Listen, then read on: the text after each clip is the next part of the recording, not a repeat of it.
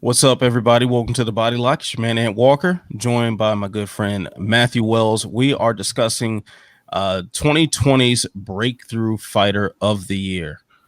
So I have a feeling I know who you're going to say it is, Matt. I have a feeling I know what everybody's going to say it is. So please do the honors. Who is your breakout fighter in 2020? Well, seeing as how we are the Body Lock, aka CNN, aka the Chimaev News Network, I'm going to go here and give you one guess as to who my breakout fighter of 2020 would be. Yes, of course, you're correct. It's Khamzat Chimaev. How can you argue with it? This man came out of nowhere. Habib 2.0, lived up to the nickname, went out there and just ran through people. One punch knockouts, spectacular, and then ends up with a matchup that the UFC's fallen in love with. They've absolutely fallen in love, and they're married to this Leon Edwards matchup, a top 3 opponent, just under 12 months into the UFC. How are you not impressed, Mr. Walker? Explain. I mean, I'm impressed by Khamzat Chimaev. I am. He has proven to be an excellent fighter with what we've seen so far. Is he the breakout fighter of the year? No. Unless we're talking about just the metrics, unless we're talking about the level of traffic he attracts to websites, the number of views. I know when we talk about him, our views go up. It's so yes, he attracts a lot of attention. He was cozying up to Dana cage side in Fight Island. Like, this is a guy who is attracting a lot of interest, and a lot of people are paying attention to what he's doing and the moves he's making. And yes, the UFC has put a lot of marketing muscle behind him, and this matchup with Leon Edwards, as foolhardy as I believe the matchmaking is on this one, this is a potential star-making performance that he has if he is to go out there and handle Leon Edwards and presumably get a title shot afterward. You're talking about literally one of the fastest ascents in the sport of mixed martial arts, not just the UFC. So I get the arguments for breakout fighter of the year for Khamzat Chimaev. However, I like to actually talk about what's been done in the cage as opposed to what's done on the internet. If we're talking about the breakout fighter of the year, we're talking about Kevin Holland. We're talking about a man who has risen to true title contention after kind of just fighting unranked guys, but having a sensational 2020, 5 fights, multiple finishes, potential knockout of the year to cap it off against Jacare, former Strikeforce champion and perennial UFC middleweight contender.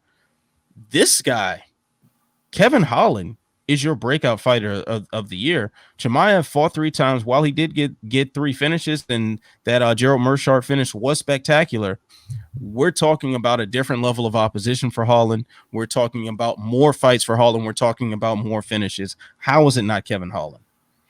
Well, Kevin Holland's my number 2.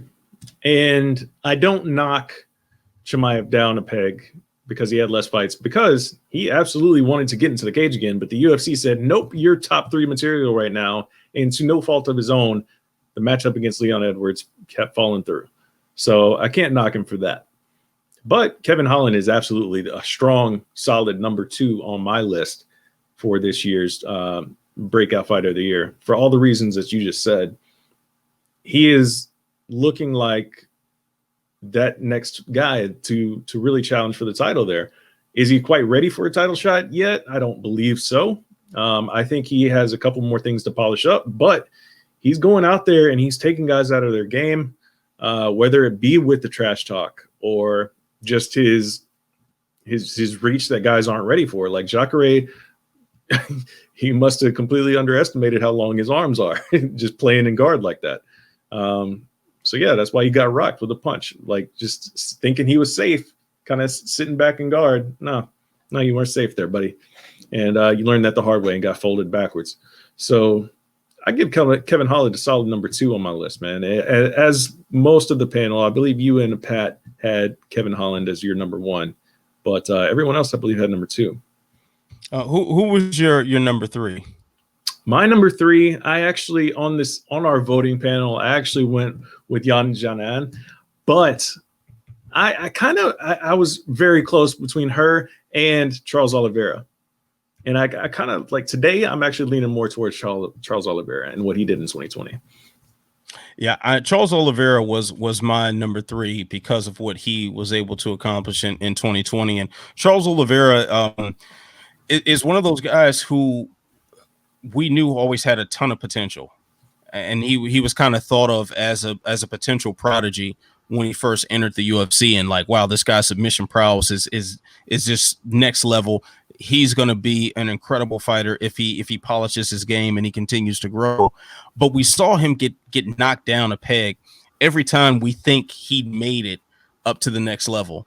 And he's had, you look over the course of his UFC career, man, he's had some pretty bizarre losses. I think immediately the Cub Swanson loss comes to mind, where it was like that delayed reaction, and I think he got hit in the throat or something, and he just backs up with the throat injury, or was that against Holloway? I believe that was a Holloway fight. Yeah, Swanson was the delayed body shot. Yeah, he had like this. It was like the throat or collarbone issue with Holloway. That was one of the most frustrating fights for me, because I was I was really amped up for that fight, and then it ended with that little freak injury thing.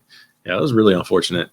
Yeah, and so you're talking about a guy who from 145 to 155. I mean, just multiple fails on the scale, multiple times that he seemed to ascend to some level of contendership, only to get knocked down by someone.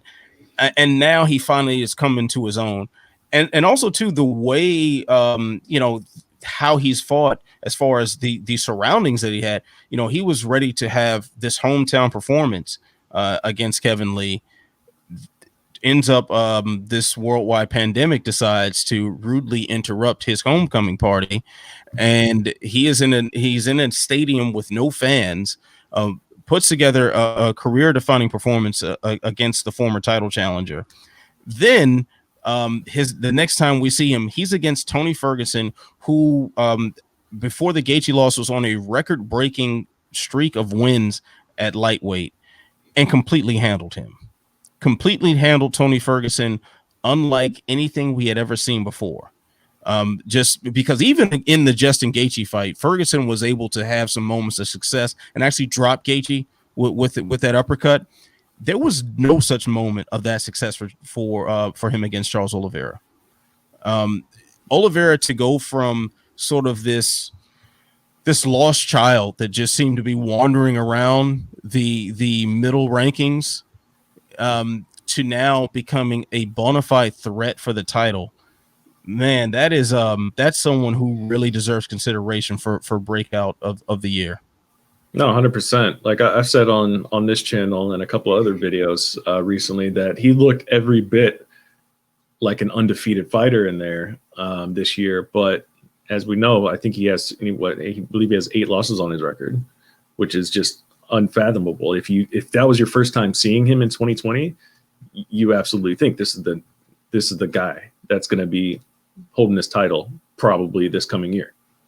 He just looks incredible. Everything's clicking for him. Find me a weakness, because it's not there right now. Outside of like a freak injury, that's the only way I see him losing right now.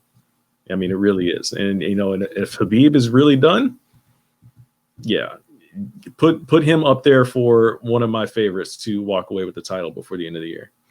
Right. I think if the at the beginning of 2020, if we threw out the prospect of a lightweight Grand Prix to determine the undisputed champion, and you threw Charles Oliveira's name in there, a lot of people would be looking at you like you're crazy. Dark horse for sure. Yeah, for sure. Like best case scenario to look at him as a dark horse going into 2020 with names like Conor McGregor, Dustin Poirier, Justin Gaethje, Tony Ferguson on that list of people that you think would be perfect for a lightweight Grand Prix. Now, beginning of 2021, and you say that, man, it's easy to picture him with that belt around his waist. Yep. It is very easy to picture that. Not saying that he is going to do that. He may not. I mean, he's got a lot of tough challenges in front of him, but man, that's not unrealistic. Him holding a belt around his waist. So Charles Oliveira definitely deserves some mention in this conversation. I want to throw out another name who got a lot of love in another category. You and I bitterly argued about whether or not he deserved number one in this argument. But if we're talking about sheer metrics, the same things that are I think are boosting Chimaev's case for breakout fighter of the year, we got to talk about Joaquin Buckley. His knockout was pretty much the most watched thing, according to Dana White, at least the most watched thing in the UFC, period. That broke all sorts of metrics for other short clips and social media posts and everything that they put up. So much to the point that the president actually called him to talk about this knockout. Kanye West made one of the worst songs you could ever imagine in your life based off of this knockout. So just in a pure statistical, more eyeballs on the sport sense, Joaquin Buckley got a case for breakout fighter of the year. But once again, Kevin Holland, man, kind of ruins that case, considering he knocked him out in August. So what's your take on that one? Exactly. No, for that reason, like you said, I mean, there's never been a time where I've put a knockout on my phone, like on my phone's screensaver. Like, I've discovered you could do this, and I had to put it on there. Like, I had to put the knockout on my phone, and it's been there ever since that moment happened. Okay. So that's just where I am with that. I mean, it's just an incredible moment and one of my favorite knockouts ever. Right. I mean, it's just an incredible moment. So yeah, for all of those reasons, it made everyone kind of turn their heads and say, whoa, if that guy is capable of pulling off that craziness, what is he going to do next time? And I really want to see what he's able to do going forward. So yeah, it turned a lot of heads. It put the spotlight on him. Like you said, he got a lot of national attention from that KO. It's going to be, I'm sure when they update the graphics package with new highlights and KOs at the beginning of events, that one's going to be on there. If they still keep that same theme that they've always had. It's just a fantastic moment for him and for the sport too, man, because it's anything that goes viral like that that will make people say, whoa, what is this? I got to watch this. That's good for everyone. Bring more eyes to the sport, man. So we need viral moments like that for sure. Absolutely. Another name that was one of our nominees, which had his last contest turned out differently, maybe he'd have more of a leg to stand on in this conversation, and that's Chaos Williams. Yes. Chaos Williams had a sensational 2020 with his first two fights, defeating Alex Morono in 27 seconds, and then absolutely lighting Alassane in what was that, 30 seconds, I think, that he just landed one punch to floor it in a fight that we were all anticipating. That was one of the most anticipated fights on that card, and we expected violence. We just didn't expect it to end that fast. If it weren't for that last fight against Michel Pereira, a fight that we were a lot of people were anticipating, for lack of a better word, chaos in that fight. They were expecting, a violent spectacle, and we got something pretty pedestrian as far as entertainment is concerned. And on top of that, Chaos ended up losing that fight. Yeah. So that kind of ruined his case for breakout fighter of the year, in my opinion. Still, though, a fantastic 2020 for him, and clean up some holes and maybe have an opponent not like Michel Pereira. And I think 2021 is looking up for him. Yeah, that was a weird fight because that was on paper ideally like the perfect opponent for Chaos to create another highlight moment, to catch Michel Pereira doing something crazy. But Michel Pereira said, no, it's all business tonight, and surprised everyone. Like he didn't really do anything, with his normal flashy, flair on every single thing until he knew he had the fight in the bag in the third round. So yeah, that kind of surprised everybody. It kind of did surprise everybody. But I do want to ask you about the other names that we had on the list here that received some points from the panel. Like I said, I was the only one who had Jan Janan on there, but we got votes for Merab and Gilbert Burns. So what did you think about their campaigns? I mean, 2020, Gilbert Burns had a great year too, but I mean, I needed more from him. Same with Merab.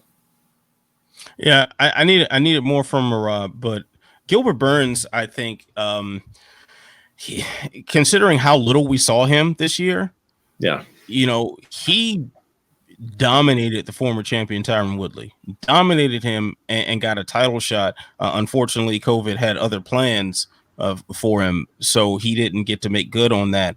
So he's an unfortunate case in this, because had things gone more according to plan, then yes, we're really talking about Gilbert Burns, and not just in the breakout fighter of the year. We're talking about potential fighter of the year conversations.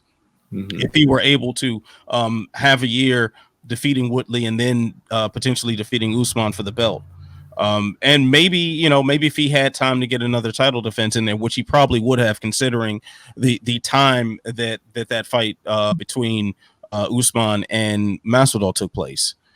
So he might have been able to turn around after that and potentially have his first title defense. That's a fighter of the year conversation for him. So I think he went from him being dropped out of that title shot against Usman at UFC 2. I forget the number. I can't remember the number. Somebody in the comments right now is just rage clicking enter when they type in the number, and he's just rage clicking. How do these guys talk about MMA? They don't know what number it is. Yeah, it's not that serious. Yeah, it's like, whatever, bro. I forgot the number. Sorry, I don't keep up with the official UFC Fight Night 179 on ESPN Plus. No apologies from me. Whatever. Yeah. So we're talking about somebody who, had he been able to make good on that title shot, would be in the fighter of the year conversations, but now is in the fringe of the breakout fighter.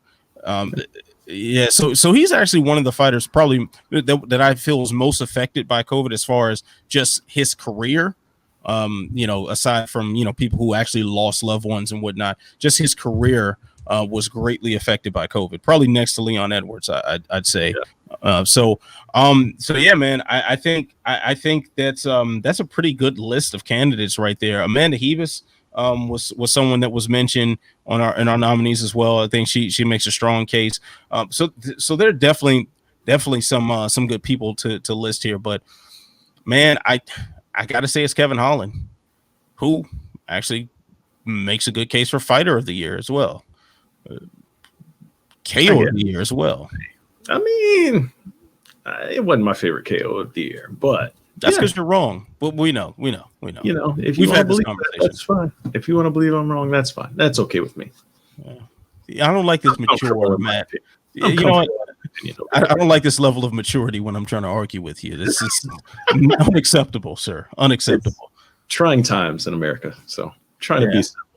Yeah, we definitely, me and you need to stick together. That's for sure. Yes, facts. That just inspires some more rage comments. I think so. I'm sure it did. Oh yeah. So let us know in the comments below how you feel about the. No, I'm just kidding. Do not about that. But no, tell us about your fighter of the year or your breakout fighter of the year if it's not anyone that we mentioned. Yeah, and even if it is someone that we mentioned here, state your case for them. Yeah. Very interested to see that. And stay tuned to the Body Lock because we got more of this coming. So like, subscribe, share, tell a friend, tell that friend to tell 10 more friends. I'm Matt Walker. He's Matt Wells. Stay beautiful, stay positive, stay sexy. I'll see you when I see you. Peace.